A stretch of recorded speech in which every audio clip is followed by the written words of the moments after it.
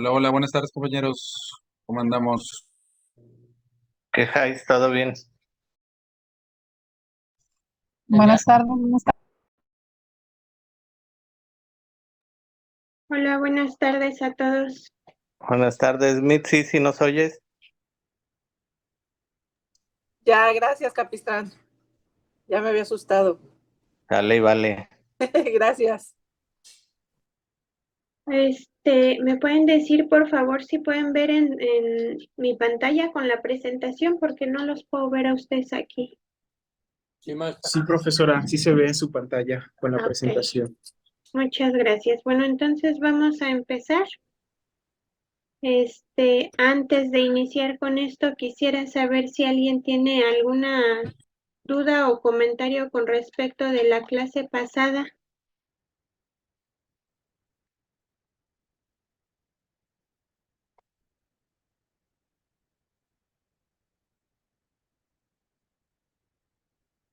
Maestra, Ajá, yo tengo algunas preguntas, pero respecto al historial clínico. Lo que pasa es que como apenas voy llegando a mi casa, bueno, hay algunas partes ahí, por ejemplo, ya ve que nos pasó una historia clínica en donde se valoran los movimientos musculares, pero también los movimientos del hombro, de la cadera. Entonces ahí en donde vienen los de los dedos, vienen algunas abreviaturas que no comprendo. ok, ajá. Entonces, no sé si nos pudiera aclarar, bueno, porque sí conozco los movimientos que hacen los dedos. De hecho, por ahí leí que el de oposición es las articulaciones de las manos, Ajá. son los únicos que pueden hacer ese movimiento, pero no, como que no me casan, vaya, las abreviaturas de la historial clínico con esos movimientos. Específicamente del formato que les di de la historia clínica. Sí, Ok, a ver, déjenme lo busco de una vez. Profesora, fíjese que al menos, bueno, al menos yo, no sé, mis compañeros, Ajá, eh, yo, para mí es completamente nuevo sobre ese tipo de historial clínico. Sí pude llenar el 80% del historial clínico sin problemas. ajá. Hay una parte en la que la verdad sí se me complica demasiado, entonces busqué ayuda, no le voy a mentir, busqué ayuda de amigos fisioterapeuta y me apoyaron en algunas partes, pero yo diría si nos puede apoyar ya en todo, así es una revisión completa del historial para poder aclarar algunas dudas. Ujú. Claro, yo también opino lo mismo. ajá. Sí, también tengo yo complicaciones, por ejemplo, en el análisis de la marcha, porque como que se le asignan valores a cada movimiento y al final hay una sumatoria. Y como que yo lo que tengo complicaciones también, igual que Gabriel, pues soy nueva en esto, pero es en aterrizarlo a la práctica, en lo clínico, por ejemplo, cómo, o sea, de qué me sirve o cómo empleo, por decir que tantos grados se mueve la articulación. Sí me explico, como que yo lo traslado a lo práctico, no sé cómo aplicarlo. Es que es al revés, no es aplicar la historia al paciente, es solo evaluar al paciente y colocarlo. Es como tal la evaluación para que en determinado momento, cuando ustedes ya hicieron su tratamiento, ya lo aplicaron y vuelven a medir, puedan valorar si su paciente mejoró o no. O sea, obviamente la historia nada más es recabar datos, no es que les ayude para eso. Si quieren, vamos checándolo. Quiero pensar que ya lo pueden ver ahí. ¿Sí ya Sí, sí, ven la historia? Ok. Entonces, pues aquí quiero creer no hay problema. Son los datos del paciente, en todo caso, el nombre de ustedes, la fecha, los datos de los signos vitales, el motivo de consulta y los tratamientos previos. ¿Hasta aquí alguien tiene alguna duda? ¿No? Ok. Los antecedentes patológicos y los heredofamiliares, pues es lo mismo que ustedes recaban en la historia clínica común, la que han estado utilizando.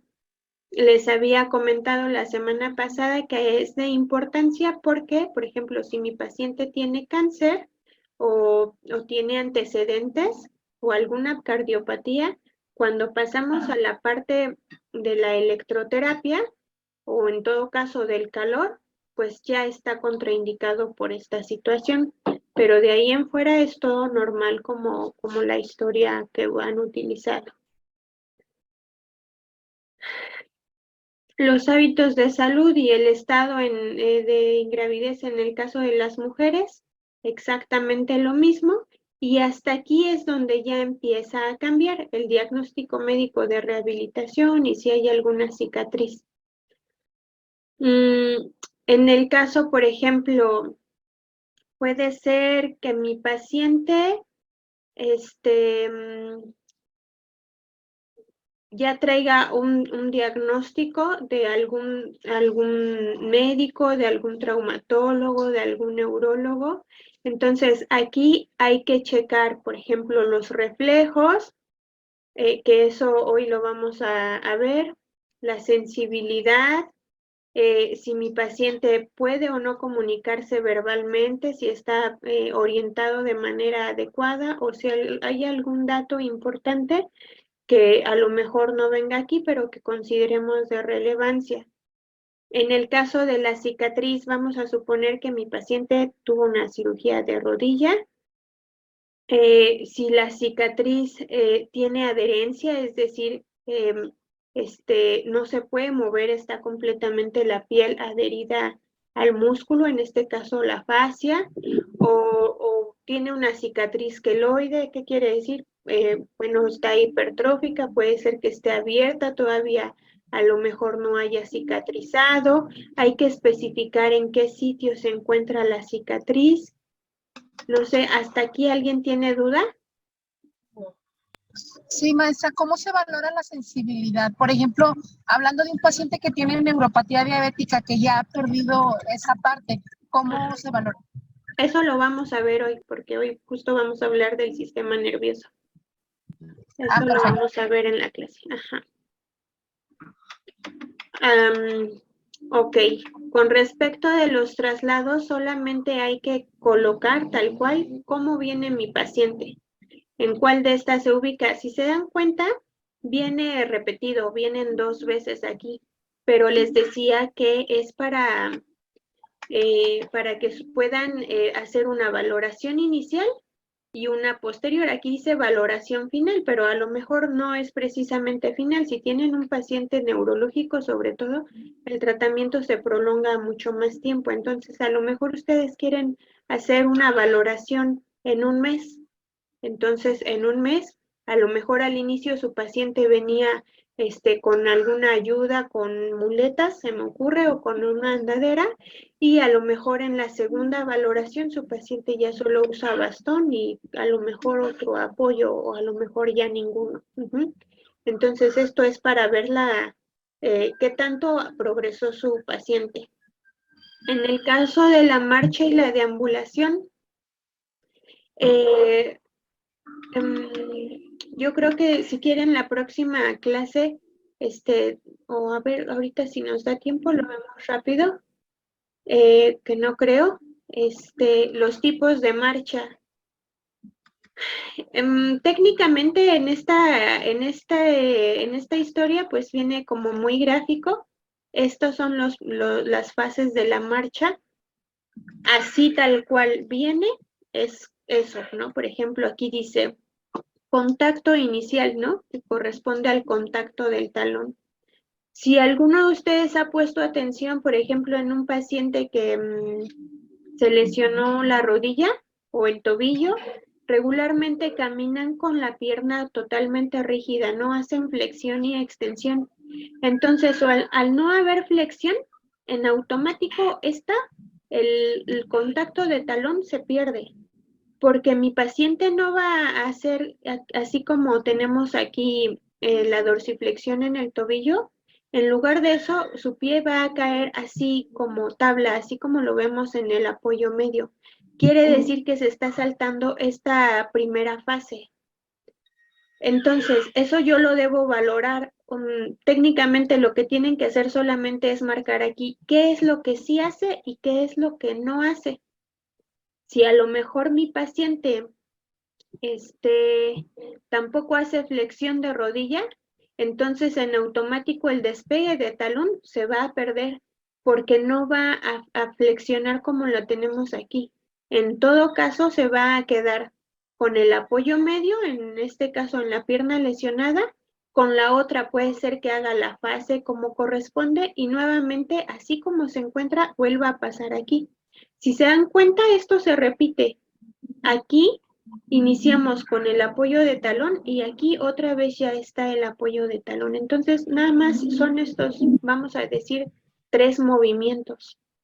El contacto inicial, el apoyo medio y el contacto final.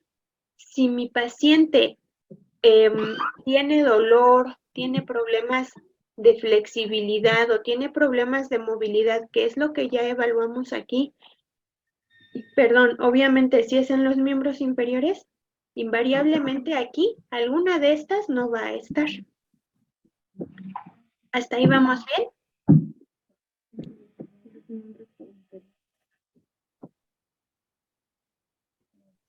Sí, todo bien. Ok, gracias. Profesora, una pregunta. ¿Se pone a caminar al paciente enfrente de nosotros para poder evaluarlo? ¿Cuánto tiempo o cómo es eso? Le digo a mi paciente, camina, yo te voy a estar observando. Sí, recuerdan que les decía la clase pasada que la evaluación se hace así, desde el momento en el que el paciente entra en el consultorio, o sea, todavía ni a lo mejor ni lo saludan, ustedes ya tienen que estar observando a ver cómo llegó mi paciente, viene caminando, viene con muletas, viene con bastón, alguien lo acompaña, a lo mejor viene en silla de ruedas y alguien lo impulsa.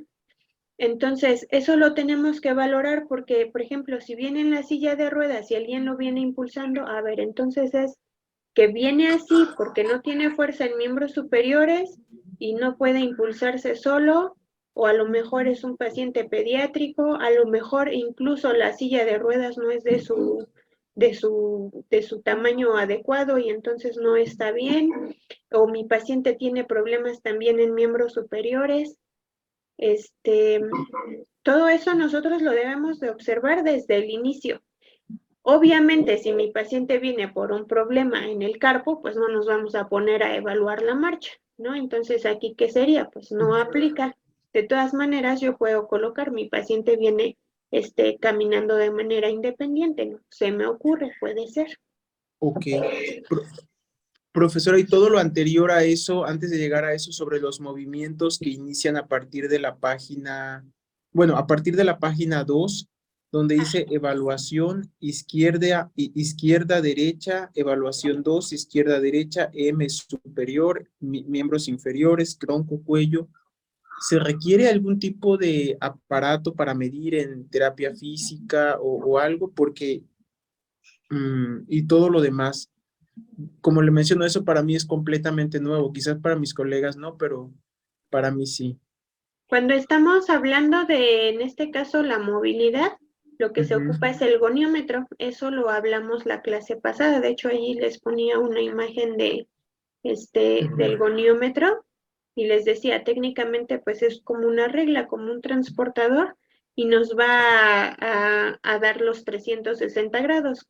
Con evaluamos, les dejé una bibliografía de goniometría en el que viene súper específico cómo se coloca el goniómetro y cómo se debe de mover para medir, aunque realmente, por ejemplo, yo les decía aquí, si mi paciente tiene un problema, por ejemplo, en codo, pues obviamente no me voy a poner a medir todo, ¿no? O sea, si yo me pongo a medir todos los ángulos del cuerpo de mi paciente, la hora de la sesión de la terapia no me va a alcanzar. Solamente tenemos que llenar, en el caso de ustedes ahorita, la parte que corresponde al tratamiento de su paciente. No sé qué tenga su paciente, puede ser un problema en hombro, en cadera, en rodilla, tobillo. Solo la extremidad y solo la articulación que estén evaluando es la que me interesa que llenen correctamente. Allí mejor les sugiero chequen la bibliografía que les dejé y ya, por ejemplo, me dicen, mi paciente es paciente de rodilla, ¿no? Y no sé cómo va el goniómetro. Ah, entonces ahí sí ya les digo, a ver, va aquí, ¿va? Ok, Sí, profe, profesora, buenas muchas gracias. noches. Disculpe, entonces en caso de no tener goniómetro hay que comprarlo. Eso me preguntaron la clase pasada sus compañeros y les decía que si les es posible conseguirlo, está bien. Si no, no se preocupen. Les decía que aquí, por ejemplo, viene muy gráfico, o sea, vienen las imágenes. Si tu paciente ya llega aquí tal cual viene en la imagen, o sea, tú da por hecho que logra los 90 grados. Si tu paciente logra aquí, por ejemplo, están haciendo la flexión de la rodilla, aquí ya está a 120 grados, a lo mejor tú no vas a colocar el exacto, ¿no? Que pongas mi paciente tiene 121 grados, o sea, no, pero por lo menos sabes que sí rebasa los 90 grados. Ujú. Exactamente, profe, porque yo así trabajo. O sea, más o menos sé dónde llega a los 90 grados y qué tanto de flexión tiene mi paciente, pero no utilizo el gonómetro. Sí, si no tienen goniómetro, pónganme una medida aproximada. Obviamente tiene que concordar aquí con su video, ¿no? Que si me dicen mi paciente logra 180 grados y el paciente se queda por acá, pues obviamente no. Pero si tu paciente llega aquí, damos por hecho que tiene los 180. Sí, como dice Capistrán, el tanteómetro, así. Pero, profesora, yo ya había tomado casi todos, así es, no sabía eso de medir, entonces ya va a ir en mi historial casi todos. Le pedí a una persona que es de terapia física que me apoyara, entonces por si ve casi todos, entonces ya sabe que ya lo había hecho antes de escuchar eso que usted me había Muchas dicho. gracias, pues está perfecto. Muchísimas gracias, Gabriel. Ok. Bueno, esto, por ejemplo, les decía a sus compañeros, técnicamente lo único que tienen que hacer es colocar, ¿lo hace o no lo hace? Ya, hasta ahí. Y la alineación de la postura, pues solamente es valorar a su paciente y checar, ¿lo tiene o no lo tiene? Solamente es colocar allí palomitas y ya. Todo lo que sí y lo van palomeando y lo que no, pues ya le tachan. La evaluación funcional está súper breve, es lo mismo, entonces, ¿cómo lo valoramos? ¿Mi paciente fue capaz de hacerlo o lo realiza con ayuda? ¿Lo hace pero titubea? Entonces, está muy, muy, muy, muy simple esta, pero está muy práctica. Y el plan, pues esto ya tiene que ver con el agente que ustedes van a colocar, que en este caso ya habíamos dicho que es la compresa. Con respecto del tiempo, quedamos que iban a ver esta semana el capítulo 1 del libro de agentes físicos que les dejé en la bibliografía. Sí. No me había pasado con la ¿Sí? ¿Alguna duda? ¿Alguna otra pregunta hasta aquí?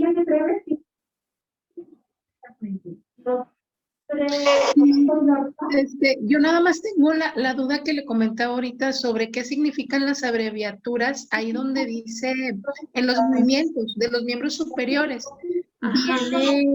viene las abreviaturas de los dedos, dice dedos, índice, medio, anular, meñique y pulgar, y vienen unas abreviaturas, supongo que la ABD significa inducción, pero las otras... ¿Aquí? No. No, donde dice, es un poquito más abajo, en donde dice, más abajo, un poquito más, ay, ya se la pasó. La de los miembros superiores, la última, donde viene la mano, ahí. Sí, ahí dice dedos y luego vienen abreviaturas. Estas corresponden a las articulaciones metacarpofalángica, interfalángica proximal, interfalángica distal, y los movimientos de abducción, pero bueno, yo de hecho les dije que para la medición de goniometría de los dedos se requiere un goniómetro distinto, es especial justo para la mano, entonces ese sí va a estar más complicado que lo consigan. Entonces, aquí no se preocupen por ponerme los grados, porque sí va a estar bien complicado que lo tengan. Entonces, pónganme lo hace o no lo hace, flexión, extensión, obviamente de cada articulación, ¿no? A lo mejor mi paciente tiene, se me ocurre los carpinteros, ¿no? Que de repente llegan a tener lesiones en las manos cuando se cortan y la flexión se ve limitada. Entonces, a ver, hay flexión en las metacarpofalángicas, en las interfalángicas, obviamente las proximales, las distales, hay oposición, sí.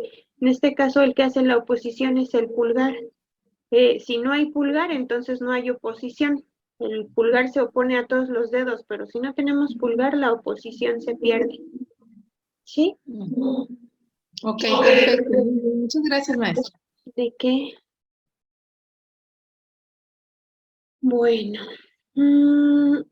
Entonces, vamos a pasar a la presentación de hoy.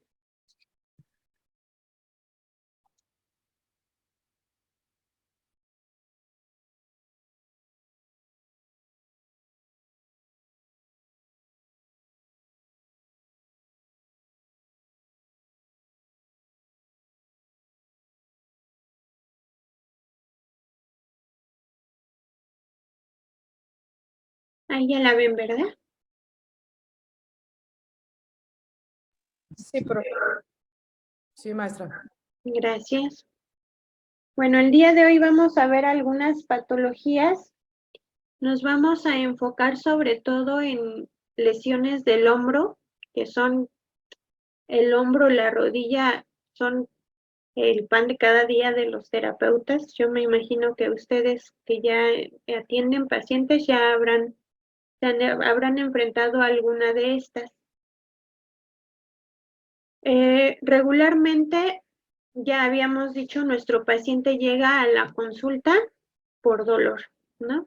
Entonces, problemas en la columna lumbar, problemas en el codo, a lo mejor mi paciente trabaja en una fábrica, se la pasa cargando cosas, entonces tenemos una epicondilitis, ya sea medial o lateral. Hay problemas en el hombro, en el manguito rotador, regularmente pacientes que tienen caídas o se luxan el hombro de repente en el transporte público, en el túnel del carpo, si mi paciente es una persona que trabaja en oficina todo el día con el mouse y entonces las malas posturas, en este caso de la muñeca, nos van a provocar un problema. O síndrome cervical, sobre todo pacientes, por ejemplo, los dentistas, ¿no? Que todo el día, su trabajo todo el tiempo es con flexión, ¿sí? En el caso del hombro que les decía que es como lo que más problema nos va a dar, vamos a tener el manguito rotador.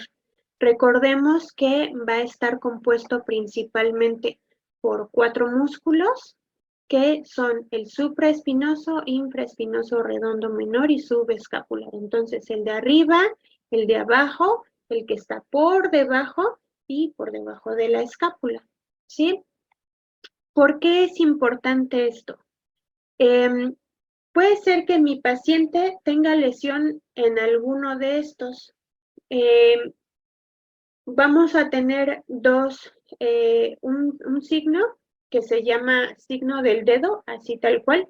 Cuando mi paciente llega y me dice, me duele aquí. Ajá, en este caso, pues va a estar señalando esta zona. Cuando mi paciente hace eso en automático con su dedo y dice, me duele aquí, mi paciente ubica exactamente en dónde está el dolor. Entonces damos por hecho que el problema no es muscular, es articular. Se encuentra la articulación y es lo que mi paciente me está señalando. Y el otro signo se llama signo de la mano, Mi paciente dice, me duele aquí, pero no identifica en dónde. Sabe que es aquí, sabe que es en el hombro, pero no sabe bien en dónde. Entonces, nos está indicando que el problema es muscular. Regularmente, en el hombro se va a encontrar el problema en alguno de los músculos del manguito rotador. Algo importante que tiene el hombro es que es la articulación más móvil del cuerpo. Si nosotros nos vamos a la parte de la goniometría, que es lo que estábamos viendo, en el hombro encontramos todos los movimientos: flexión, extensión, abducción, aducción, rotación interna, externa y la circunducción. Es el único, la única articulación que se mueve en todos los sentidos. A diferencia, por ejemplo, de la rodilla, que es la articulación más grande, el hombro va a estar cubierto por varios músculos. Tanto se van a insertar aquí como lo van a cubrir, y estos mismos son los que le van a dar la movilidad. Entonces, puede ser que la lesión esté en alguno de estos músculos. Aquí, por ejemplo, nos está señalando, ¿no? Alguno de estos puede estar inflamado, aquí están los 3, pero puede ser solamente uno. Obviamente, eso mucho va a tener que ver con la actividad de mi paciente. A lo mejor mi paciente ni siquiera se lesionó en su trabajo. Puede ser como en este caso una persona que está haciendo ejercicio y a veces no lo hacen de la manera adecuada o en la postura adecuada, o en otras ocasiones a lo mejor es la adecuada, pero está siendo repetitiva con exageración. Entonces, recordemos que las lesiones, sobre todo la inflamación de los tendones, se va a dar por movimientos repetitivos, como es este caso. Ahora, si ya yo identifiqué, mi paciente me dijo que el problema está acá, me hizo el signo de la mano, entonces yo tengo que valorar músculo por músculo. Recuerdan que en la clase pasada hablábamos de la escala de Daniels. Con esta vamos a valorar la fuerza y vamos viendo músculo por músculo del paciente. Pero ahora vamos a ver qué músculo le duele a mi paciente. Entonces, para esto yo tengo que saber que si se trata del supraespinoso, dice inicio de la abducción hasta los 15 grados y la estabilización de la cabeza del húmero en la cavidad glenoidea. Es decir, si mi paciente llega a los 90 grados sin problema, entonces yo tengo que dar por hecho que no es el supraespinoso, porque en todo caso tendría dificultad en los primeros 15 grados de movimiento, es decir, muy abajo. Si el problema es el infraespinoso, entonces mi paciente no podría hacer la rotación externa, es decir, no puede hacer esto. Mi paciente dice, sí, para abajo sí puedo, pero para arriba no. Si se trata del redondo menor, estamos hablando de la rotación externa y la aducción, es decir, así. Mi paciente no lo puede hacer.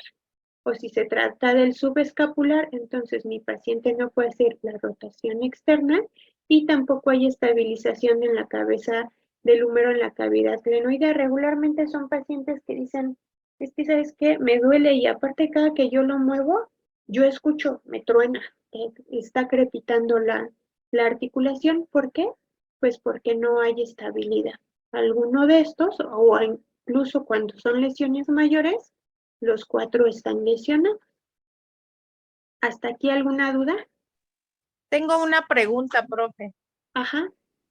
Mire, con relación a las lesiones del hombro, llegó una paciente que hace ya como mes y medio se lastimó el hombro.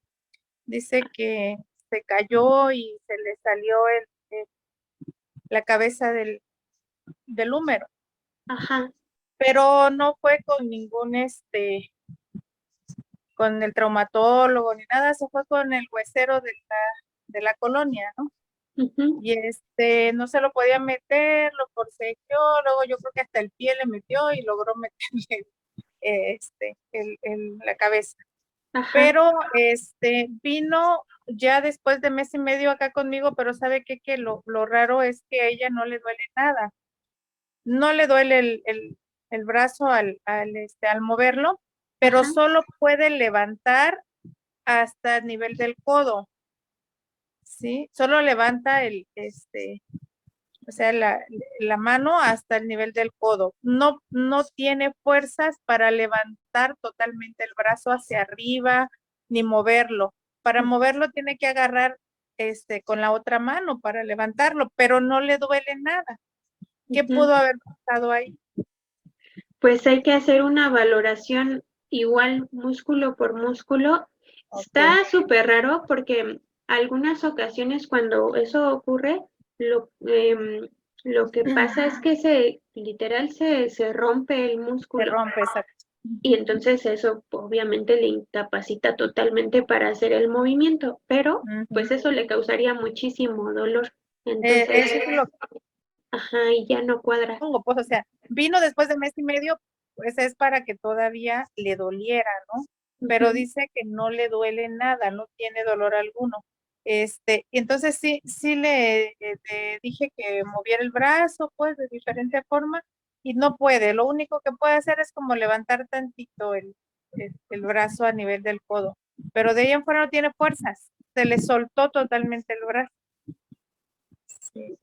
Sí hay que hacer una valoración muscular y en todo caso necesitaría una electromiografía, porque si no es eso, podría ser un problema ya nervioso, de conducción nerviosa. A raíz del accidente. Ujú. Ok, profe. Sí, Acuérdense gracias. que el miembro superior está inervado por el plexo braquial y está muy cerca de las cervicales. Entonces, ¿qué accidente me dijiste que tuvo? Se cayó, y extendió la mano. O sea, Ah, ok. ajá, cayó, de panza, Ujú. así, literal. Ajá. Y extendió los brazos y fue cuando se le salió la cabeza. Se luxó. Sí, debe de haber una lesión allí. ¿Siente bien tu paciente el calor y el frío? Sí, ¿El sí, tacto? todo. Sí, todo. Yo pienso que la lastimaron más bien al tratar de acomodar el hueso, ¿no? Ajá. Porque la jalonearon, la dejaron toda moreteada y metieron a fuerza. O sea, no saben pues cómo acomodar el hueso, lo metieron a fuerza. Y yo siento que ahí le han de haber lastimado en esa maniobra que hicieron. Ok. Pero lo raro es eso. Yo eso es lo que pensé, que se le despegó totalmente pues el Sí, hueso. pero lo que no me cuadra es que no le duela, porque Que no le duela, exacto. sí, hay que Lo vamos evaluar a bien. evaluar. Sí. Ok. Bueno, con Gracias. respecto de qué, Profesora, perdón, sí, ay, no levanté la mano. Y en ese caso, por ejemplo, no podría haber una lesión de la neurona motora, que es lo que vamos a ver. O sea, tal vez no hay una afección de la neurona sensitiva, pero sí de la ajá, neurona motora, ¿no? sí, exactamente, es lo que le decía a tu compañera. En todo caso, se requiere una electromiografía para valorar la conducción nerviosa, que es lo más probable. Por eso le preguntaba si siente bien el calor y el frío. Si es así, pues no, la aferencia está bien, pero la eferencia, algo está allí fallando. Sí, es lo más probable. Gracias. ¿De qué? Alguien había levantado la mano, ya la bajó. Bueno, hablando específicamente del hombro, les voy a dejar un documento. No está muy grande, la verdad es que está muy simplificado, pero tiene muchísima información. Léanlo. Déjenme les comparto para verlo rápido. Ahí ya lo ven, ¿verdad? Miren, son prácticamente 28 páginas, pero la verdad es que es un resumen, porque el hombro es un mundo gigante. Y aquí van a encontrar absolutamente todo, desde la anatomía hasta el tratamiento de su paciente. Entonces, está muy visual, está muy práctico. Viene músculo por músculo, su función, ¿Qué es lo que hace y qué es lo que van a encontrar cuando está dañado? Vamos a tener problemas en el caso del hombro que pueden ser periarticulares o articulares, ya habíamos dicho, puede ser el signo del dedo o el signo de la mano. Ajá, entonces estamos hablando que mi paciente tiene lesión en algún músculo o tiene lesión en la articulación tal cual. Cuando se tratan de problemas articulares, regularmente son pacientes que, bueno, en la mayoría de los casos ya llevan un diagnóstico de algún traumatólogo, algunos pacientes con cirugía, otros que son candidatos y que no la quieren tomar y son las causas por las que llegan. Lo que hablábamos ahorita, algún problema extrínseco, en este caso neurológico, y que ya habíamos dicho hace rato, recordemos que lo va a inervar al miembro superior el plexo braquial. Entonces, pacientes, por ejemplo, que tienen accidentes automovilísticos, también seguramente van a tener algún problema ahí relacionado con el hombro. Alguna patología que está fuera, pero que le está afectando también. Y el diagnóstico, ¿cómo lo vamos a hacer? Ya habíamos hablado de la evaluación muscular, de la fuerza, sin embargo aquí les va a dar bien específico qué es lo que tienen, qué músculo tocar, qué movimiento hacer. La movilidad, que también ya la checamos. Y los movimientos, si son activos o no, vienen aquí. Les voy a dejar el día de hoy una bibliografía, es un libro que literal son puras pruebas. Son muchísimas, pero son de todas las articulaciones del cuerpo. Obviamente no les voy a decir léanlo para la próxima semana porque sí está algo pesado, pero si tienen oportunidad, les va a ser de muchísima utilidad para la valoración articulación por articulación de su paciente. Aquí obviamente las maniobras que vienen son bien poquitas, son las más representativas y obviamente corresponden solamente al hombro, pero en esa bibliografía viene de todo el cuerpo. Entonces, en el caso de la maniobra de Apley, el paciente de su compañera, por ejemplo esto, ténganlo por seguro que no lo hace. Vamos a checar también si hay dolor en el arco de movilidad, en qué grado se está dando, y sobre eso vamos a tener un indicador de dónde está la lesión. Aquí nuevamente les habla de la movilidad. Les decía, si quieren basarse en esto también para su evaluación, hace rato hablábamos de que la pueden dar, la pueden hacer lo más cercana posible. Si no tienen el goniómetro, lo pueden hacer. Los movimientos pasivos, obviamente, ustedes en su evaluación, esto más bien yo creo que lo vamos a observar en el video. Quienes les sirva para su paciente está perfecto, y si no, la articulación que estén valorando. Aquí vienen otras maniobras, les decía que todas son para hombro. Y una vez que ya hayan hecho todas, les va a indicar el tratamiento que requiere su paciente. Ajá. Si son las causas periarticulares o si son articulares, dependiendo de eso, va a ser el tratamiento. Aquí si necesitan algún estudio complementario y pues lo que nos interesa, ¿no? ¿Qué es lo que vamos a hacer en terapia física? Ya sabemos que si es un problema agudo, sobre todo de dolor, pues vamos a utilizar frío. Si es crónico, vamos a utilizar calor. Vamos a hacer movilidad, estiramientos. Si mi paciente ya lo tiene, entonces vamos a fortalecer, controlar la movilidad, el propio control del paciente sobre su cuerpo. Esto pues obviamente ya es complementario, ¿no? Las infiltraciones o el tratamiento quirúrgico cuando son necesarias, y nada más. La verdad es que está muy completo este archivo, entonces chéquenlo por favor. Se los dejo en la bibliografía. Muchas gracias. ¿De qué? Ok, bueno. Eso con respecto del hombro. Los problemas lumbares, que seguramente muchos de ustedes van a hacer su video sobre eso, también son súper frecuentes. Ya sabemos que corresponde a un problema doloroso y persistente en la zona lumbar.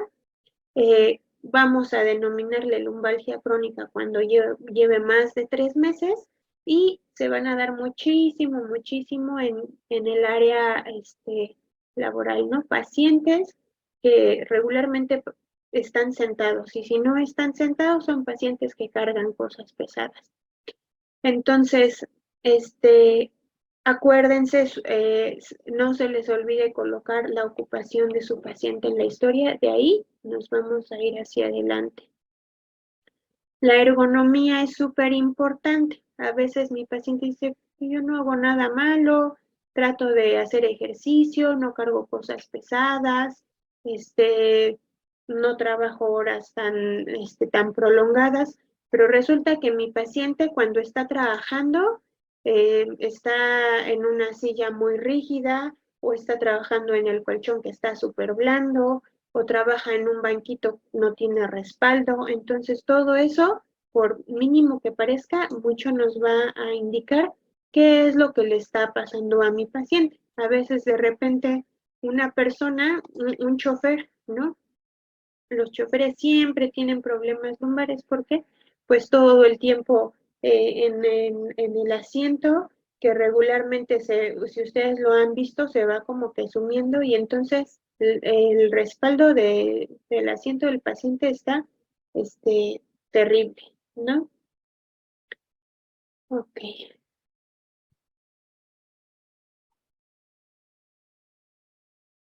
Adelante, Gabriel. Profesor, hablando de asiento, una pregunta, quizás no vaya tanto al caso.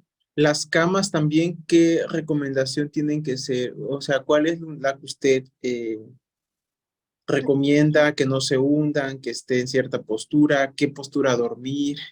Ah, ok. En este caso, el Los colchón. colchones, sí. Ya sabemos que está el blando, el semiblando o semirrígido y el rígido, ¿no? Entonces, técnicamente estos van en función del peso del paciente. De ahí, por ejemplo, que cuando vamos a las tiendas tengan los colchones en exposición para que el paciente pueda llegar y acostarse tal cual. Porque si mi paciente es una mujer pequeñita de complexión delgada y se compra un colchón rígido, pues literal va a sentir que está en una piedra, ¿no? Pero puede llegar un paciente, a lo mejor masculino, alto, fornido, vamos a decir de 80 kilos más, y se coloca en el rígido y le va a quedar perfecto. Pero si se coloca en el blando, pues se va a hundir y entonces la postura para nada es la correcta. Entonces, el colchón va en función del peso del paciente.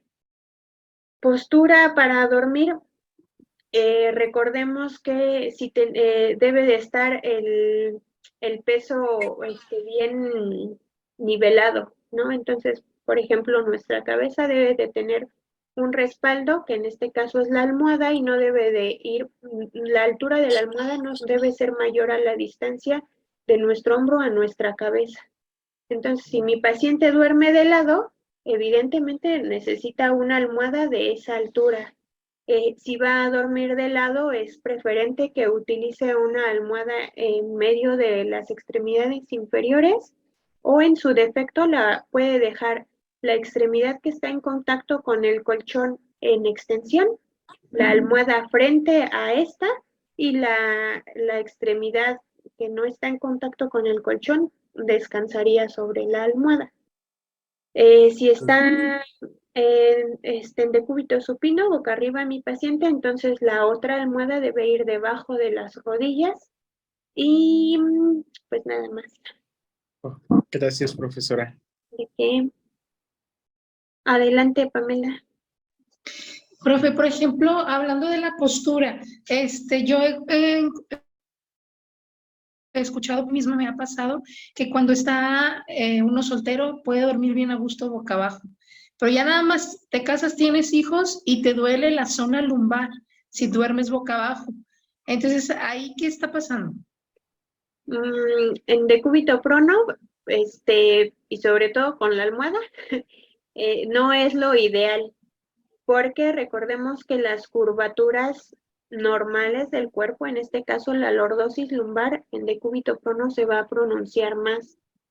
Si dices tú, yo lo he vivido, ¿no? Entonces, recordemos que sobre todo las mujeres la tenemos más pronunciada por, si ya has tenido hijos, pues por el embarazo.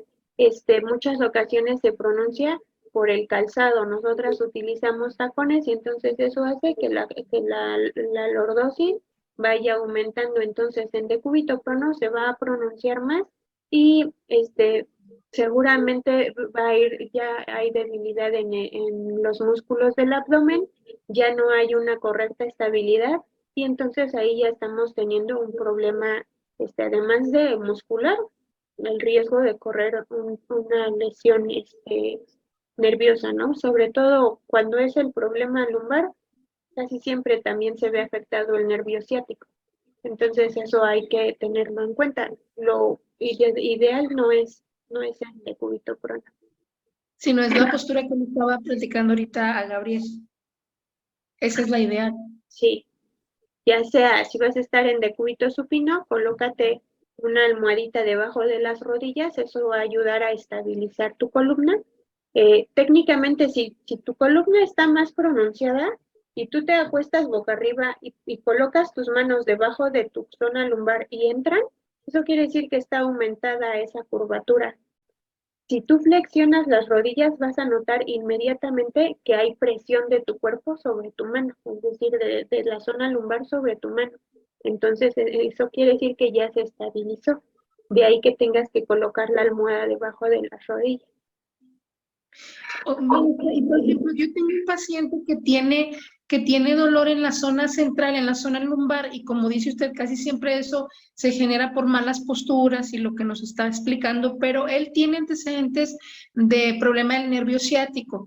Pero lo que me extraña, bueno, yo sé y lo que he leído es que cuando es el nervio ciático es un dolor que se irradia hacia la parte del muslo, pero la parte trasera del muslo hacia los dedos del pie, pero a él lo tiene localizado en la zona lumbar, exactamente en la espalda baja, y se irradia a los muslos, al área lateral, a ambos, bilateral. Entonces, él aún no tiene un diagnóstico de un médico, un traumatólogo, así, ¿no? Entonces, yo le sugería, pues, tomar algunos, radiografías, ¿verdad? Para que las lleve al médico, pero ¿qué pudiera estar pasando ahí? Porque eso no es del nervio ciático, ¿sí? No, sobre todo si te está refiriendo a un dolor bilateral y que se queda allí, es distinto.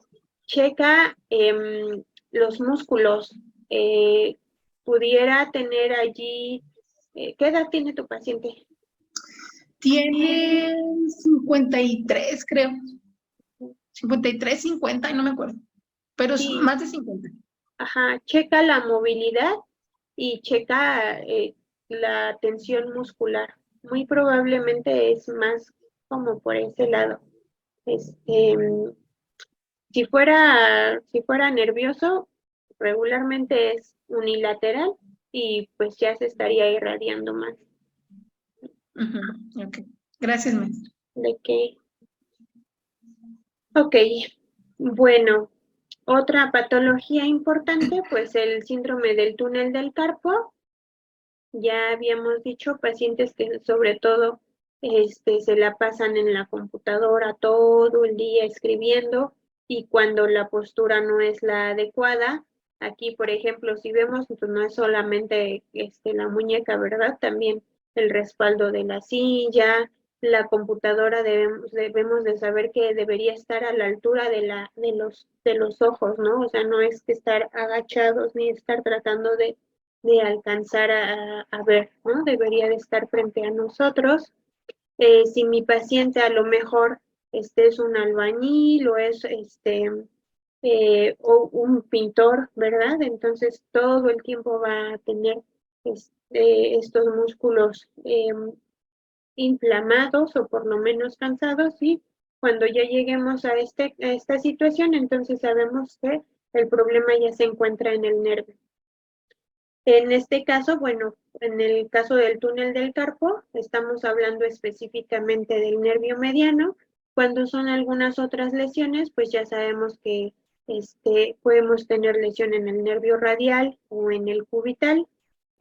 Dependiendo de cuál lesión sea, va a ser también la postura de la mano de mi paciente, ¿no? Ya cuando tenemos un problema nervioso, ya sabemos que el síndrome del, la lesión del nervio mediano nos va a dar la mano de predicador, o la lesión del nervio radial nos va a dar una mano péndula, o la lesión del nervio cubital, la mano en garra. Ajá.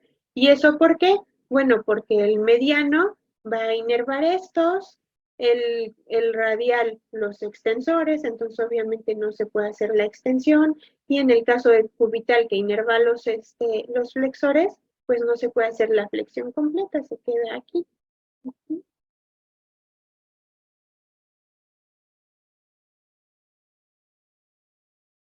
En el caso del síndrome cervical, ya habíamos dicho regularmente un paciente,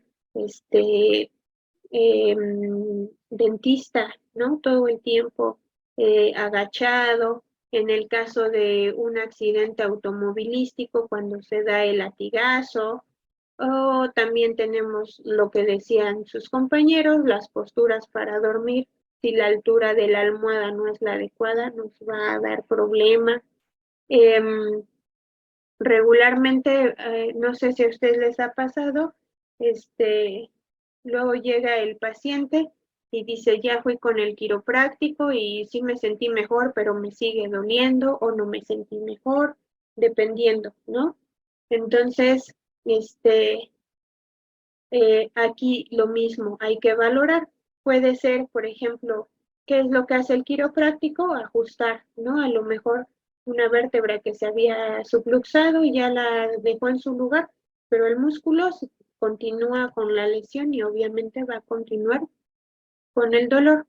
Cuando nos las pasamos todo el tiempo en el teléfono, lo mismo, ¿no? Las posturas, si nosotros tenemos el celular, seguramente tenemos el celular viéndolo por lo menos por debajo de nuestros hombros, de nuestro pecho, a lo mejor a la altura del abdomen, ¿no? Entonces nuestra postura, pues evidentemente no es la correcta.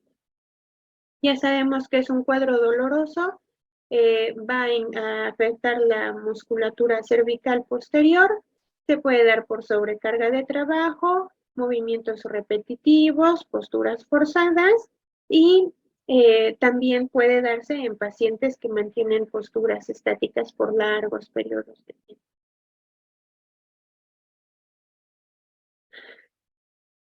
Y bueno, el codo, que también es una articulación que mucho trabajo nos va a dar. Ya sabemos que podemos tener epicondilitis medial y lateral, que en este caso son el famoso codo de tenista o el codo de golfista, dependiendo de cuál sea. En el caso del codo de tenista vamos a tener que es una lesión por esfuerzo, obviamente movimientos repetitivos como en la mayoría de los otros casos. Vamos a encontrar inflamación en los tendones de los músculos de la cara externa del codo, y el dolor regularmente va a empezar después de los movimientos forzados o repetitivos. ¿Sí? Sobre todo esto lo vamos a encontrar, ya habíamos dicho, en deportistas, en pacientes, sobre todo obreros, ¿no? Que todo el tiempo están haciendo mismo mecánica de movimiento, las costureras,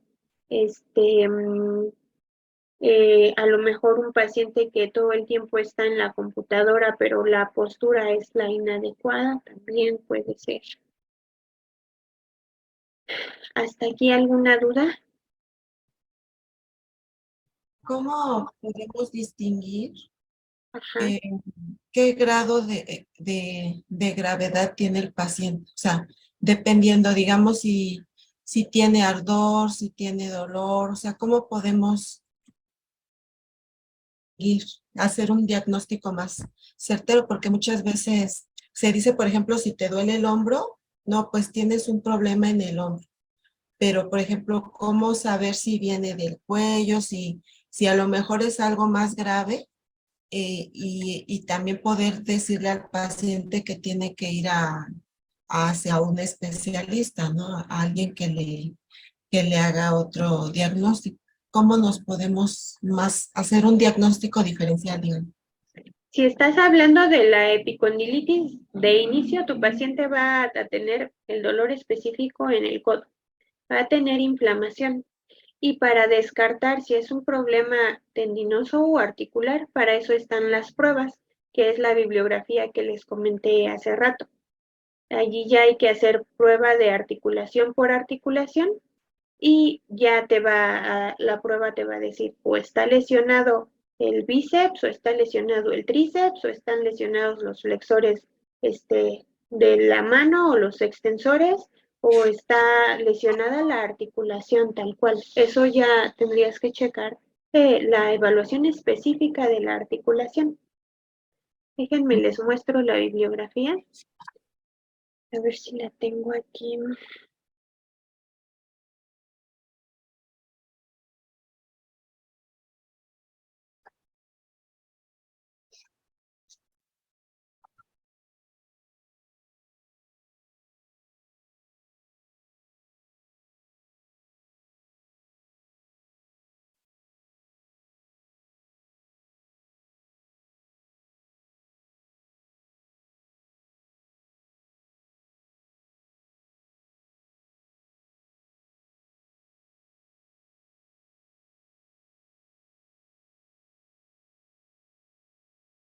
Ok, este es el manual que les voy a dejar.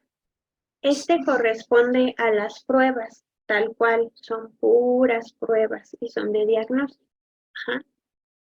Entonces, dependiendo la articulación que vayas a valorar, van a ser las pruebas que vas a realizar. Por eso les decía, no les voy a decir, léanlo ahorita, léanlo en la semana, porque la verdad es que es mucho, pero ya con el tiempo y lo que vayas necesitando, aquí no hay pierde, ¿no? Entonces, ¿qué pruebas quieres para columna y pelvis, o para hombro, codo, muñeca, mano, rodilla? Y O sea, en parte es esto, lo de los ángulos, las No. pruebas o eso es otra cosa. no, ajá, los ángulos es la goniometría. Eso nada más es para ver, a ver, ¿lo puedes mover o no lo puedes mover? Aquí ya te va a decir, sí lo puedo mover, pero llego hasta acá porque más me duele. Bueno, entonces ahora vamos a ver por qué te duele. Y entonces ya van estas pruebas. Ajá. Y entonces puede ser que mi paciente no flexiona porque le duele aquí, pues te duele el bíceps, ¿no? O ya llega aquí, pero el problema está en el tendón. Entonces aquí, vamos a ver, por ejemplo, qué página era para codo. Codo, muñeca y mano. ¿Alcanzan a ver ustedes ahí la página que a mí me tapan los cuadros? La 133, página 133. Muchas gracias.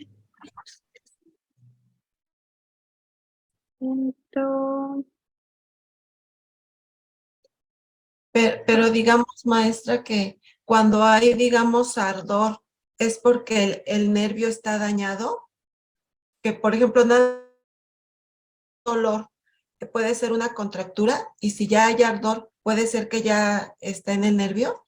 Puede ser. Muchas ocasiones el dolor quemante viene del nervio. Pero entonces ya no sería exactamente en el codo. Si es así, seguramente es un dolor que se irradia más allá. O sea, cuando es en la articulación, es allí específicamente en el codo. Y si es en el músculo, puede ser ya nervioso, ¿no? Ajá, sí, por eso es importante valorar. Estas son para, bueno, en algunas pruebas sí te dice, si te da positivo es el músculo tal, o es la articulación tal, o es el tendón. Es lo padre de este manual porque te te lo divide así todo, ¿no? O sea, debes de tener así exacto qué es dónde está el problema, ¿no? A ver, estas son para mano,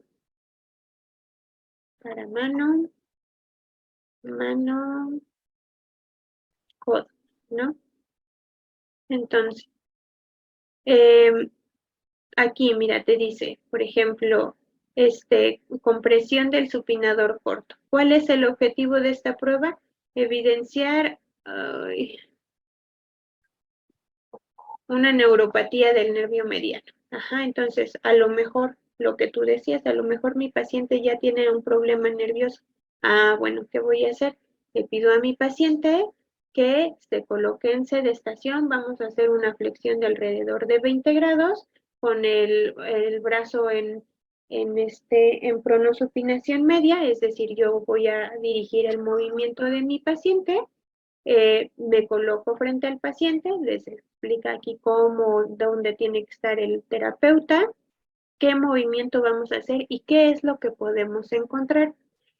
Si te da positivo, entonces, ¿qué quiere decir? Ah, mi paciente me refirió una sensación de parestesia o de dolor, lo que tú decías, o a lo mejor de hormigueo, percibida a lo largo del trayecto del nervio mediano. Por eso te decía hace rato, si es un dolor nervioso, no se va a quedar precisamente en el codo, se va a irradiar.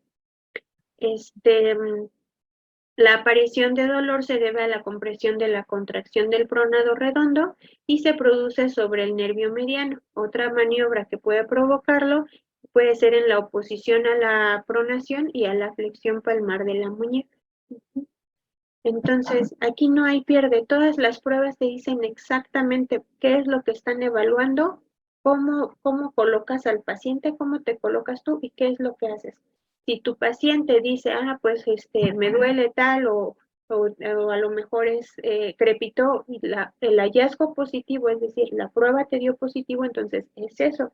Si te está dando negativo, entonces haz otra prueba correspondiente, obviamente, a esa articulación. ¿Sí? Sí, maestra, gracias. ¿De qué? Ok, adelante, Pamela. Maestra, por ejemplo, ahorita nos está hablando de las lesiones musculoesqueléticas en los miembros superiores.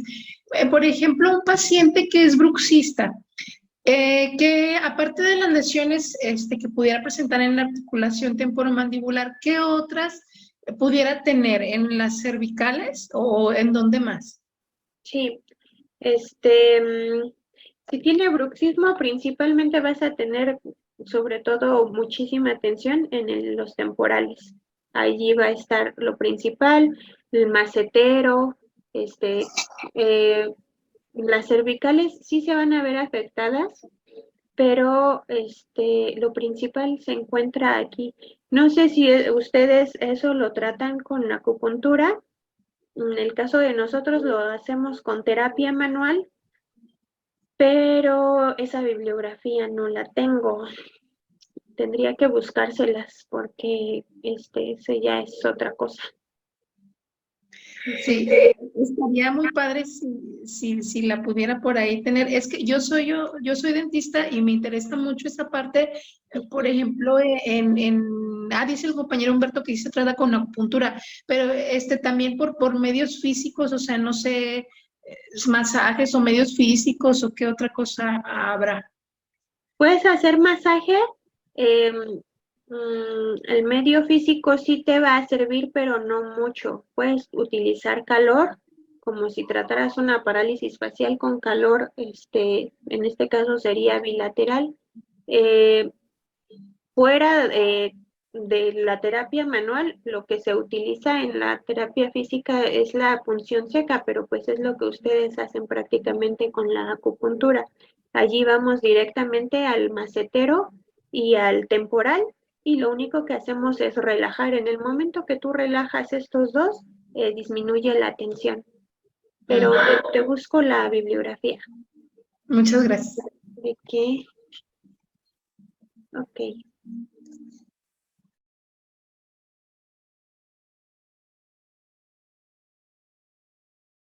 Regresamos entonces.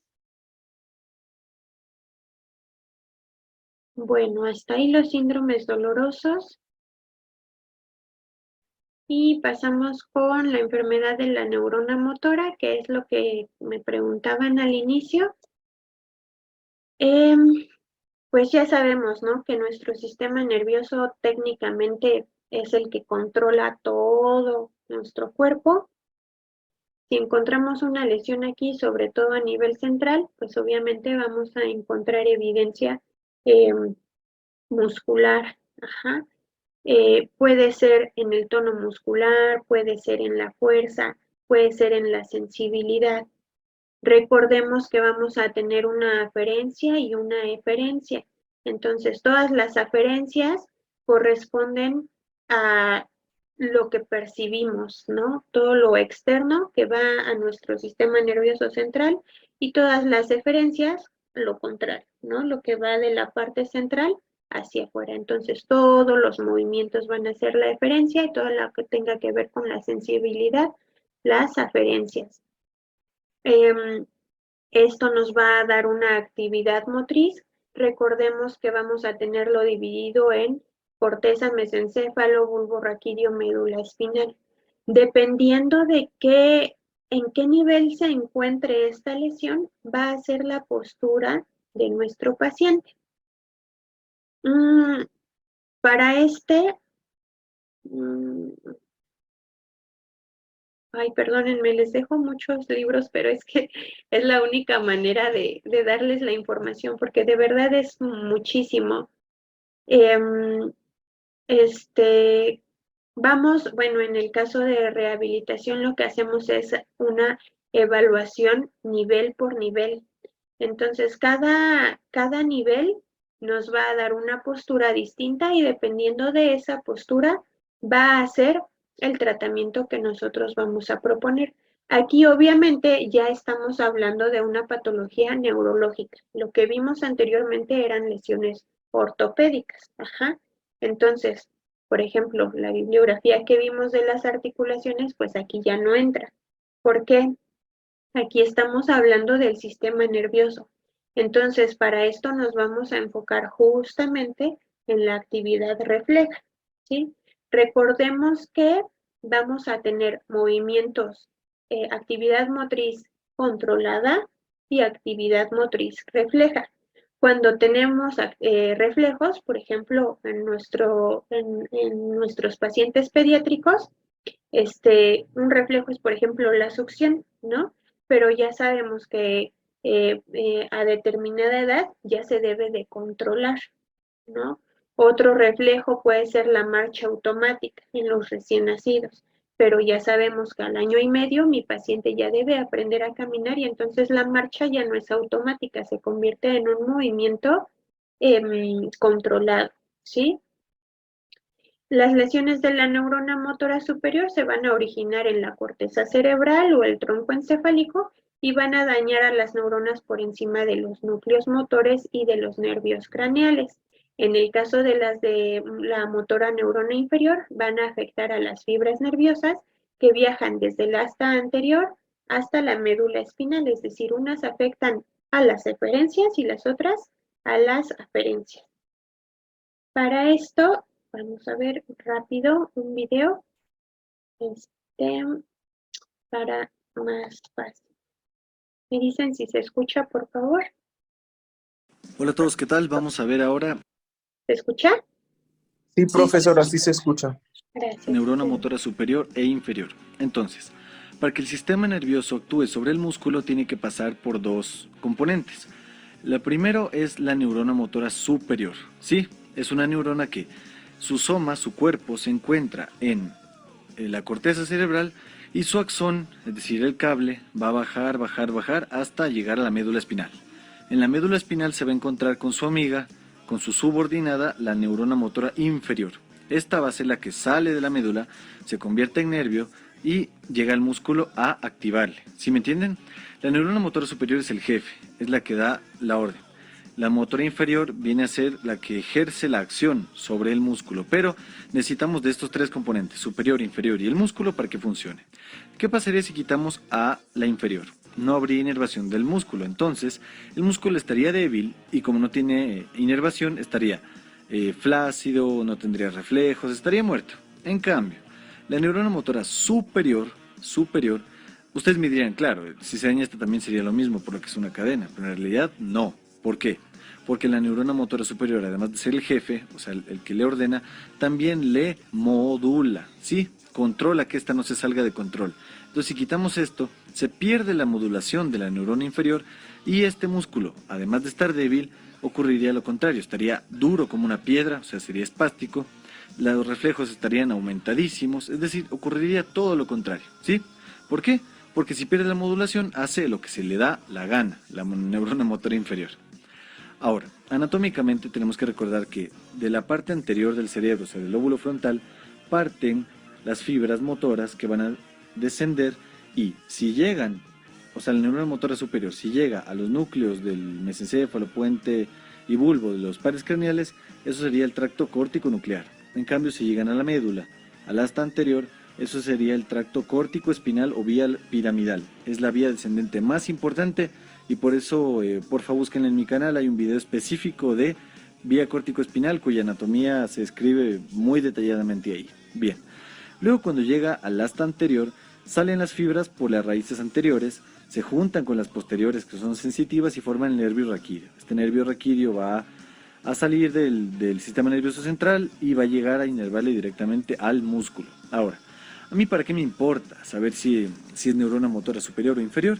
Porque cuando nos encontremos con un deterioro muscular tenemos que estudiar la localización, o sea, cuál de las dos neuronas es la que me está fallando, o si el músculo es el que me está fallando. Por ejemplo, como decimos, la función del músculo se evalúa en base a su fuerza. Si disminuye la fuerza, es decir, está débil, eso es una paresia. Parece significa debilidad. En cambio, si el músculo pierde la función completamente, o sea, se paraliza, eso se llama plejía, es diferente a esto. Eso quiere decir ya perderle completamente la función. Si nos encontramos contra una hemiparesia, es decir, una persona que ha perdido la movilidad de cara, brazo y pierna de un mismo lado, por ejemplo, tendremos que estudiar de dónde viene el daño, porque eso va a guiar nuestro diagnóstico etiológico, topográfico y también nuestro tratamiento. Entonces aquí les puse un cuadro que diferencia las distintas características y el daño de cada segmento para que lo podamos estudiar más fácil. Pero ahora no se aprendan este cuadro de memoria, sino mejor aprendamos a analizarle. Bien, entonces si tenemos daño de neurona motora superior, recordemos, el músculo sigue siendo inervado por la inferior. Eso quiere decir que atrofia no habría, o habría una atrofia leve que sería progresiva con el tiempo. Es decir, el paciente dejaría de usar ese músculo y por eso entraría en atrofia, ¿sí? Ahora, quisiera decir que cuando ocurre un trauma o una lesión aguda, primero se comporta como daño de neurona motora inferior en atrofia, tono y reflejos. Luego se instaura el síndrome como tal. Igual, en la inferior, si tú tajas al nervio que le inerva al músculo, entonces vas a tener una atrofia intensa. ¿Por qué? Porque ya no hay nada que le active, ¿ya? La miopatía igual es leve porque la inervación sí está presente, pero el problema sería en el músculo. Ahora, en el daño de neurona motora inferior es pero muy característico las fasciculaciones, es decir, la activación ectópica de algunos fascículos de un mismo grupo muscular que se ve sobre la piel, eso es muy típico de la inferior. Si no cachan lo que son las fasciculaciones y eso, abajo en la descripción de este video les pongo un link para que vayan a ver otro video de cómo se ve una fasciculación, ¿bien? Ahora, en el tono, la neurona motora superior, como dijimos, se daña el jefe, entonces este hace lo que se le da la gana y espástico, duro como una piedra. En cambio, en la inferior se pone flácido y en la miopatía será flácido o normal, esto dependerá de la enfermedad, del tiempo, de la edad, bla, bla, bla.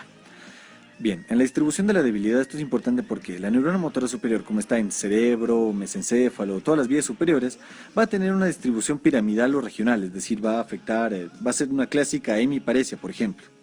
En la inferior es más común que afecte a a extremidades distales, o sea que la típica paraparesia o paraplejía es más común que sea inferior, ¿sí? Y la miopatía hace daño proximal, o sea, no hace daño típicamente de los miembros, sino más de las cinturas escapular y cintura pélvica, pero esto claro, esto va a depender de cuál miopatía estamos hablando. En cuanto a los reflejos osteotendinosos, es decir, el reflejo rotuliano, bicipital, o sea, todos en los que buscamos la respuesta al golpear el tendón, vamos a tener que en la neurona motora superior va a haber, en el daño en neurona motora superior va a haber hiperreflexia, ¿sí? Igual, ¿por qué? Porque el inferior hace lo que se le da la gana. En cambio, en el daño superior va a haber hiporreflexia o arreflexia, es decir, poca respuesta o nada de respuesta ante el golpe. Y en la miopatía va a haber hiporreflexia o normal. Esto también igual va a depender del síndrome. En cuanto a los reflejos cutáneos es el reflejo abdominal y el cremastérico en los hombres, o también el reflejo del guiño anal en las mujeres va a ser superior. En el daño de superior no va a haber, o sea, esta es la diferencia, si ven que son cruzados, o sea, hay hiperreflexia pero no hay cutáneos, en cambio aquí hay hiporreflexia pero sí hay cutáneos. Igual en la miopatía, como el dañado es el músculo pero los nervios están bien, sí va a haber el reflejo cutáneo. En cambio, el signo de Babinski, eso digámosle ahorita que es que hay reflejos que son arcaicos, es decir, los tenemos cuando nacemos, como el Babinski, o sea, vayan donde un bebé, un recién nacido, hagan el reflejo de Babinski y verán que él sí lo tiene, porque cuando nacemos la neurona motora inferior hace lo que se le da la gana, la superior tiene que madurar y venir a controlarle, por eso es que en los bebés sí hay, pero debe perderse. El signo de Babinski, si no lo saben, es el reflejo cutáneo plantar extensor. Igual se los voy a poner en la descripción de este video, otro link para que vean cómo es. Hay un montón de arcaicos, hay el Babinski, el Gordon, el Oppenheim, el Schaffer, hay un montón. Pero si quieren solo saberse uno, el Babinski, que este es típico de neurona motora superior. Al igual que las fasciculaciones eran típicas de la neurona motora inferior. Y eso es todo, chicos, muchas gracias. Ahora, Hasta ahí, chicos. Pues este es a grandes rasgos. Les quise dejar el video porque está súper resumido y aparte se olvidan 5 minutos de mi voz. No sé, hasta aquí algún comentario.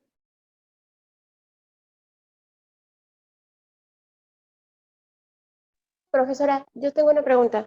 Por Ajá. ejemplo, en esta parte que nos acaba de poner al final del cuadro, se supone que se está clasificando como el daño en 3 niveles, ¿no? De la neurona, neurona superior, neurona inferior o la miopatía. Se supone que una miopatía hace referencia a como un dolor muscular, ¿no? O un daño muscular. No. ¿No? Lo va a percibir tu paciente, a lo mejor te lo refiere en el músculo, pero es un dolor nervioso. La miopatía. O sea, allí es donde el paciente lo va a ubicar, pero no. O sea, es un dolor que ya viene de una lesión. Ok, y se va a encontrar ya sea en el superior, o sea, a nivel de la neurona superior o de la neurona inferior. Ah, ok. Ajá. Gracias. ¿De qué? Ok. Y bueno, para el tratamiento les puse aquí una lluvia de ideas, independientemente de que sea una lesión de neurona motora superior o inferior o un síndrome doloroso. ¿Qué ustedes sugieren de tratamiento? A lo mejor de alguno de todos los ejemplos de lesiones que pusimos, ¿qué ustedes sugieren? Pues depende de qué parte, ¿no? Pero puede ser tratamiento con electrodos o puede ser con compresas frías o de calor, o puede ser ultrasonido, rayo láser, o sea, dependiendo de qué es lo que vamos a tratar y la gravedad, ¿no? Si es una contractura, compresas o con un masaje el paciente se siente mejor, pero pues ya siento que dependería de nuestro diagnóstico, de dónde esté la lesión. Exactamente. ¿Alguien más? Bueno, yo pienso que, bueno, no sé si esté en lo correcto, si no, pues corríjame. Si, por ejemplo, si se tratara de una lesión de la neurona motora superior, pues a lo mejor con electricidad, ¿no? Con electroestimulador pudiera funcionar. Y si estamos hablando de un síndrome doloroso, pues bueno, a lo mejor ahí con medios físicos, ¿no? Frío, calor, dependiendo. Y si es de la neurona motora inferior, Pues no sé, estoy perdida, no sé qué podría funcionar. No, ahí va, perfecto.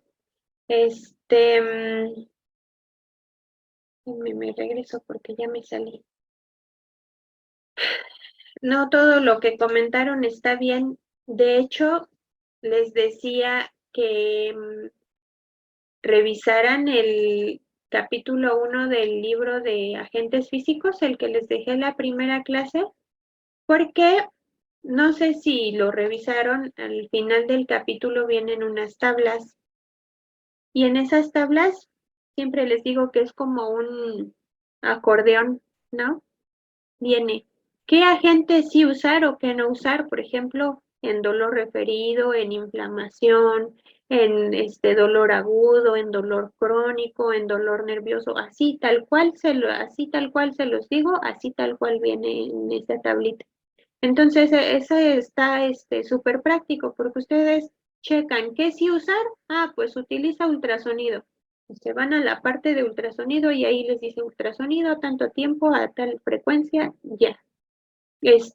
Utilizar compresa fría. Ah, nos vamos a la parte de termoterapia y ya viene la compresa fría, se utiliza de 5 a 10 minutos, precauciones, bla, bla, bla, así.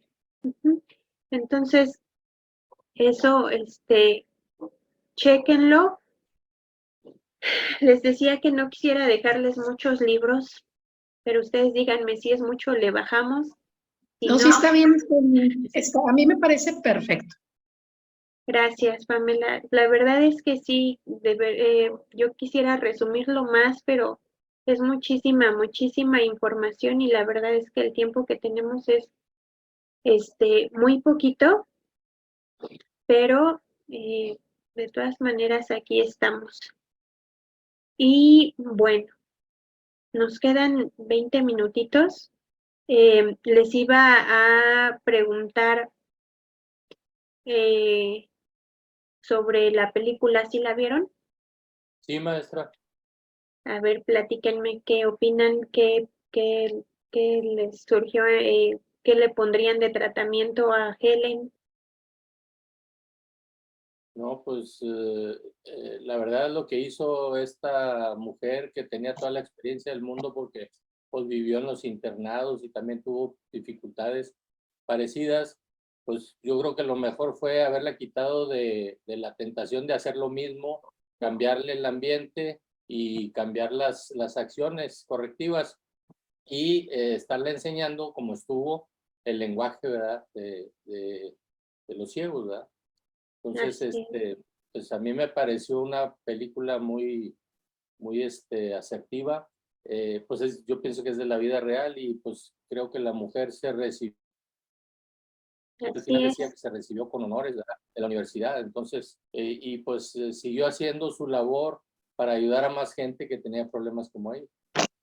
Sí, muchas gracias. ¿Alguien más?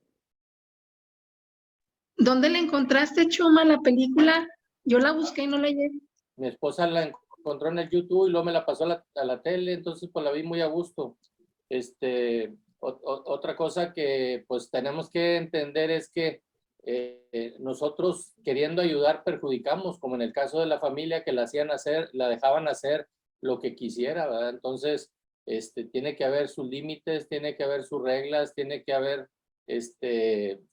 horarios para las cosas, ¿verdad? No siempre nomás hacer lo que ella quiere a la hora que quiere, sino que tiene que haber actividades controladas en espacio, en tiempo, ¿verdad?, en ambiente. Completamente de acuerdo. Eso les iba a decir. Cuando ven ustedes a los pacientes así, entonces ya pueden llamarse terapeutas. Recuerdan que en la primera clase hablábamos justamente del ambiente y de observar a nuestro paciente, ver lo que quiere, sus necesidades. Entonces, a lo mejor aquí habían buscado 1000 opciones para Helen, todas fracasaron, pero realmente es que nunca se habían fijado en las necesidades de ella, en lo que realmente ella quería. Y pues a veces dejarle a nuestro paciente hacer lo que quiere, pues como bien ya dijo su compañero, no es ayudarle. sí tenemos que estar pendiente de lo que quiere mi paciente y tenemos que estar de acuerdo en sus objetivos, pero también tenemos que dejar en claro qué es lo que tenemos que hacer para llegar a ellos. Muchas gracias. Adelante, Silvia. Hola, Hola. noches. Bueno, yo no la encontré, pero creo que yo la vi cuando era niña. Entonces o sea, si es la película que creo, quedé muy impresionada, ¿no? Tuvo un impacto muy fuerte para mí, ¿no? Porque, bueno, yo tengo una dificultad desde niña, es muy simple a comparación, ¿no? Pero a mí lo que me impresionó cuando era niña y me ha dejado, o sea, aún lo recuerdo porque yo creo que debe haber tenido como 10 años cuando la vi, es la dificultad de la comunicación, ¿no? Ahora que que lo relaciono así, yo decía, es que, o sea, ¿cómo hacerle entender que el agua es agua, ¿no? O sea, tengo como muy presente que cada vez que la niña tocaba el agua, la instructora o la terapeuta hacía los mismos movimientos. Y ¿qué puede estar, o sea, mi pregunta es, ¿qué podría estar pasando en el cerebro de alguien que no se puede comunicar? ¿No? Y que además su mundo es completamente distinto. Otra de las escenas que tengo como muy presente es la mesa, ¿no? Todos sentados en la mesa y ella comiendo del plato de todos. Un incómodo para ella, supongo, o ella no se está dando cuenta porque no se puede comunicar, pero incómodos para todos en la mesa. Y como nadie puede decirle, estate quieta, ¿no? O nadie se puede comunicar en realidad con ella, terminan como dejándola, pero con este sentido de incomodidad hasta que ella llega y la sienta, ¿no? Y es como... Y entonces a mí eso me impactó muchísimo, pero en el momento en que ella entiende que el agua es agua, que la muñeca es muñeca y que ella se tiene que sentar y usar cubiertos, es como magia, ¿no? Es mágico. Entonces, creo que lo primero que hay que lograr es la comunicación, ¿no? Porque luego, ¿no? O sea, a veces solamente es la exigencia, ¿no? Exactamente. Muchas gracias, Silvia. La verdad es que dijiste algo súper importante, comunicación. Nosotros podemos tener objetivos súper claros y saber hacia dónde vamos, pero también nosotros tenemos que aprender a comunicarle a nuestro paciente qué es lo que vamos a hacer, porque a veces los pacientes se desesperan. Me ha pasado que llegan pacientes que dicen, es que ya fui con el traumatólogo, con el neurólogo, con el médico general, con el especialista, fui con el quiropráctico, ya pasaron por todos. Y resulta que con todos dicen no, pero es que a veces el problema allí es de comunicación, porque si mi paciente desde el inicio yo le digo, sabe que esto es lo que sí se puede, esto es lo que ya no se puede cambiar y hasta aquí es donde podemos trabajar, y mi paciente lo entiende, eso ya es un avance enorme, porque hay ocasiones que de verdad, o sea, tenemos que entender esa parte, ¿no? Nuestro paciente siente dolor, o está mal en algún sentido que puede ser incluso ya la parte emocional. Y si mi paciente no entiende qué es lo que podemos hacer, nunca, nunca, nunca mi paciente va a quedar satisfecho, porque si yo no le hago entender que hay límites a los que nosotros en ocasiones ya no podemos hacer nada, pues el paciente se va a frustrar. Y si hay situaciones en las que sí podemos actuar, como era el caso de Helen, pero a veces también hasta el familiar, ¿no? Lo puede tomar así, que el familiar dice, oye, pero, o sea, allí a los papás de Helen de plano no se les hacía ni lógico ni correcto que la trataran así, y hasta el final se dieron cuenta que era lo que necesitaba. ¿Qué pasa ahorita? A lo mejor eso es algo que no vamos a ver, pero yo creo que en algún momento ustedes van a tener con algún contacto con algún paciente con un síndrome, ¿no? Y entonces, por ejemplo, con el autismo, ¿qué sucede? Hay un problema de comunicación y ese es el problema tal cual con el paciente. Entonces, necesitamos aprender a comunicarnos. Yo creo que ustedes eso lo saben mejor que yo, creo que en acupuntura se le da más relevancia a la parte de las emociones y ustedes saben que las emociones se comparten.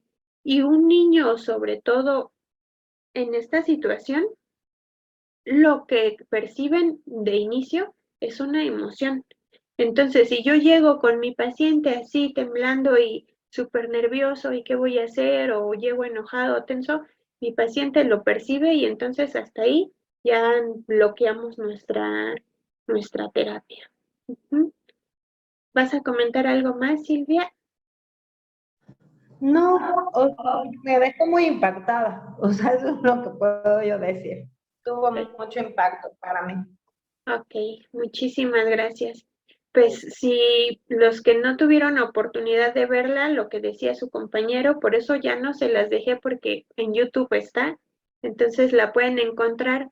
Para esta semana les voy a dejar otra película, voy a buscar el link y se los dejo ahí para que no haya problema, pero de todas maneras les comento, se llama El reto de Cory, ¿verdad? Se les dejo el link en las actividades, pero de todas maneras, si quieren ya buscarla o verla antes, ese es el nombre de la película y es para lo que vamos a ver la próxima clase, que técnicamente ya es la última. Ahí está. Mande. También le iba a comentar que pues el ingrediente más dañino para las personas en esa situación pues es la lástima, ¿verdad? O sea que por lástima le dejas hacer lo que quiera, ¿verdad? Entonces no hay que confundir el amor con la lástima, ¿verdad? O la compasión, ¿verdad? O sea, aquí lo que necesita es atención y amor, ¿verdad? Exactamente. Y darle lo que necesita. En este caso, pues el problema principal es eso que dijo la compañera, que es la comunicación y que fue de lo que se encargó esta señora en hacerla hablar, ¿verdad? Con sus manos y llegó a hablar con la boca también, porque esa niña platicaba a la mamá que sí hablaba cuando tenía 10 meses, decía palabras, ¿verdad? Pero después tuvo un problema y dejó de hablar. Entonces, lo que hizo fue reactivar todo su centro motor, ¿verdad? Con la realidad, y fue cuando con el agua, pues ahí fue cuando habló y dijo, ¿verdad? Agua, ¿verdad? Y lo decía con su manita, ¿verdad? Así es. Súper importante. Hace rato que... Sí, adelante. Bueno, no sé, o sea, yo creo que siempre hay que buscar un equilibrio, ¿no? Porque creo que los dos lados, o sea,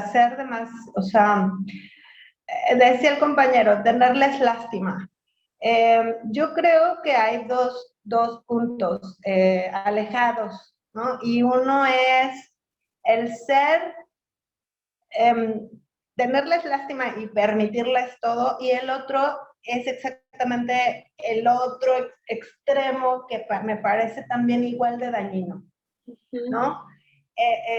Y una persona, y ahí sí lo digo por experiencia porque lo he vivido desde niña, una persona con una dificultad, la que sea, o una discapacidad, la que sea, híjole, vive los dos extremos, ¿no?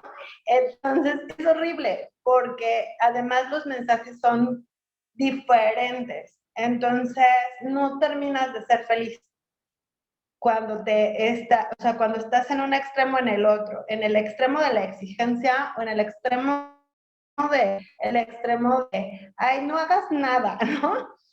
Entonces, cuando estás en el extremo de la exigencia, no estás viendo que tú ya estás dando lo que estás pudiendo y te dicen, ya diste un poquito, ahora da más, ¿no? Espérame, déjame descansar, creo que los dos extremos son demasiado pesados. Totalmente de acuerdo. Fíjate que es un poquito complicado porque dices tú, una persona con que vive la enfermedad o la discapacidad vive los dos extremos. Desafortunadamente, yo creo que o en general no entendemos cuál es el extremo y no lo entendemos hasta que lo vivimos. Pero eso es lo padre de lo que ustedes hacen en el momento en el que te llamas terapeuta, vives con tu paciente lo que está sintiendo. Y vivir con tu paciente no quiere decir tenerle lástima, lo que decía tu compañero, ¿no? Entonces, es algo que hay que aprender, que cuesta, pero yo creo que es la parte más bonita de eso, ¿no? Poder ser sensible a lo que viven las demás personas. Y eso mismo te hace crecer porque nadie estamos exentos de en algún momento encontrarnos en la misma situación.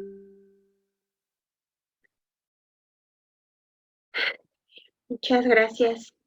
Bueno, pues hasta aquí los comentarios de la película.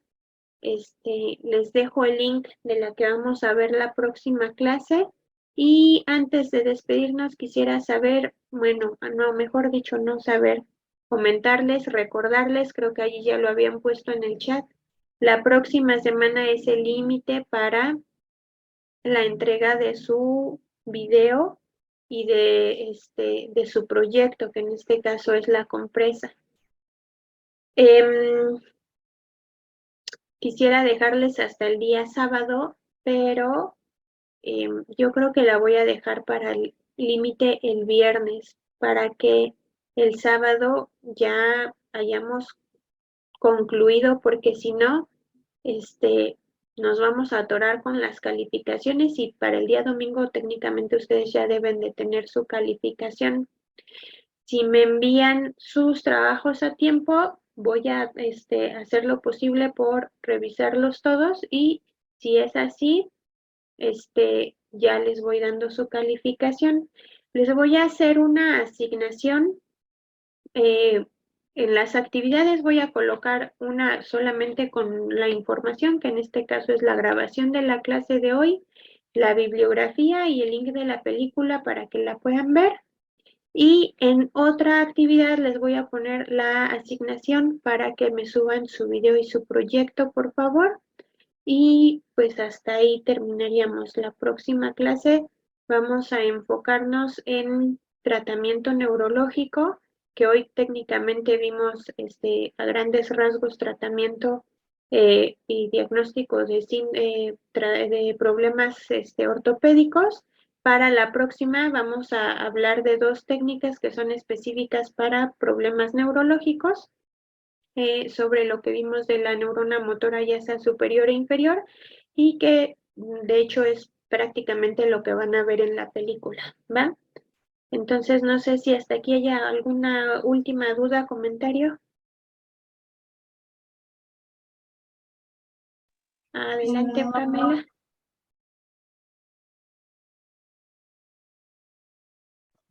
Nada más para aclarar las ideas del proyecto, bueno, que ya dejó por ahí en la plataforma las instrucciones. Yo tengo nada más una duda. Entendí que es la elaboración de la compresa, o sea, el video de cuando la estamos elaborando, una parte, ¿no? Y de cuando hacemos una terapia con él. Pero también es el historial clínico en PDF, o sea, aparte. Como ustedes gusten, lo pueden colocar aparte o lo pueden colocar allí dentro. Yo lo decía así porque en la primera clase sus compañeros me decían que de preferencia lo querían así como más fácil imprimir, llenarlo y ahí está. O si me lo mandan en PDF está perfecto. Como ustedes es un historial clínico lleno, ¿verdad? O sea, con los datos del paciente y todo. Exactamente. Ajá. Ah, perfecto. Lo que hablábamos hoy al inicio, si tu paciente el problema es en hombro, pues enfócate en el hombro, si es en codo, y lo demás, pues obviamente lo que se puede valorar y lo que no, pues ya, por lo que hablábamos, por ejemplo, de los dedos, ¿no? Tampoco me voy a poner así, de, ay, no, tu paciente tenía 35 grados y le pusiste 36, pues obviamente no. ¿Ah? Ok, gracias. ¿De qué? ¿Algo más? Bueno, pues si ya no hay dudas, adelante, Oscar. Hola, buenas noches, maestra. Buenas noches. En lo personal, uso las compresas eléctricas. Hice una compresa hace algunos años, por ahí la tengo todavía. ¿Tengo que realizar otra como quiera desde inicio? Te diría que no, pero de preferencia sí. Sí, ok, Sí, porque pues técnicamente su proyecto es eso, es elaborar su compresa y aplicarla. perfecto. Muy bien, gracias, maestra. De que, bueno, entonces, si ya no hay dudas, pues pasen una muy bonita semana, descansen, bonita noche y nos vemos dentro de 8 días. ¿Sí? Igualmente, maestra, muchísimas gracias. Gracias, maestra. Hasta luego, Gracias. compañeros. Profesora. Hasta Gracias. luego, gracias a ustedes, bonita noche.